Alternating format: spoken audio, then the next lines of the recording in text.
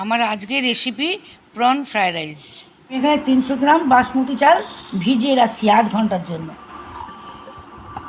এটা করার জন্য আমি গরম জল বসিয়ে দিয়েছি।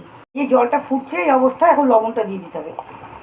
এবার গ্যাসটা আমি স্লো করে চালটাকে দিয়ে দিচ্ছি।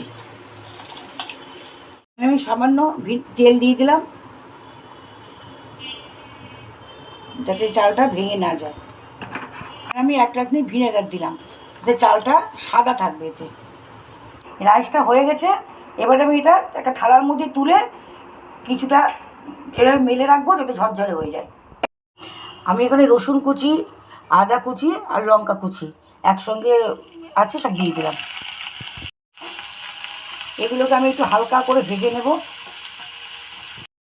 পেঁয়াজ কুচি করে রেখেছি, দিয়ে দিলাম। দিয়ে এটাকেও আমি একটু হালকা করে ভেজে নেব। এখানে পরিমাণ মতন লবণ দিয়ে দিলাম। এখানে আমি ক্যাপসিকাম কেটে রেখেছি, সবুজ, লাল, হলুদ আর গাজর, সব কালারিং ক্যাপসিকাম আর গাজর, এগুলোকে সব আমি দিয়ে দিলাম। এবার এগুলোকেও আমি এর সঙ্গে ভেজে নেব।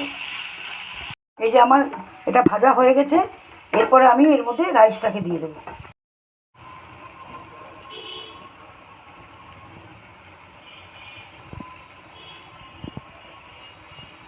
এই এখানে ডিম আমি অমলেট করে রেখেছি, ছোটো ছোটো টুকরো করে এটাকে দিয়ে দিচ্ছি। এর মধ্যে সোয়া সস দিচ্ছি, সামান্য গোলমরিচের গুঁড়ো দিয়ে দিলাম।